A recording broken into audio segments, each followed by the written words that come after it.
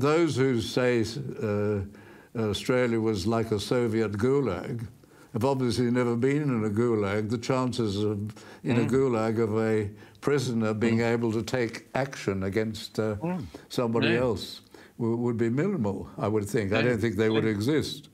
And you mentioned also the Aboriginal people. Now, for the Aboriginal people, before the British arrived, Australia was not the utopia it's painted today, was it? Oh no! I mean, as I was reading in a book by Johns, his first name escapes me, on the Aboriginal people, he actually talks about the fact that when the British arrived, they had come to a Stone Age society. Their religion, their law was of a Stone Age people. And it certainly was a matter of survival of the fittest. I mean, think about it, you know, sleeping out under the trees or wherever you could make a lean-to, the weather, what food you could get, the lack of being, you know, shocking conditions.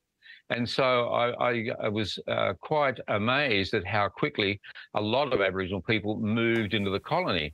And we don't realise that within 2 years, Aborigines were successfully living in the colony. There was a a Spanish captain, and it's only recently been translated from Spanish and the archives of the Spanish Navy. And in it, he records coming to Sydney, and he says, I was absolutely shocked. He said Aboriginal children were playing in the streets and laughing. He said, I sat down to dinner, and there I was with the British as well as the Aboriginal people sitting and eating with me. And here the British were being invited to the corroborees as regularly as they were coming to dinner. So we've lost that whole a bag of information of just how successful the colony was as an integrating society.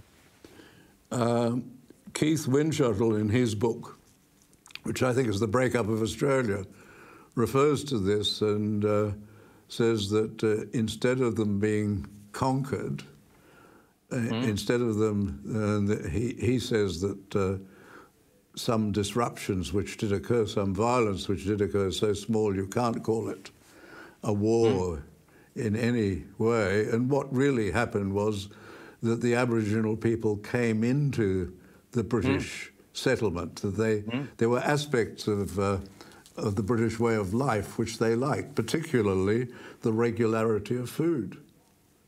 Yeah, and clothing. And clothing, yes. In fact, you mentioned, don't you, of was it not, who ordered a number of suits to be made in England to be brought out for the Aboriginal people? It was Lachlan Macquarie.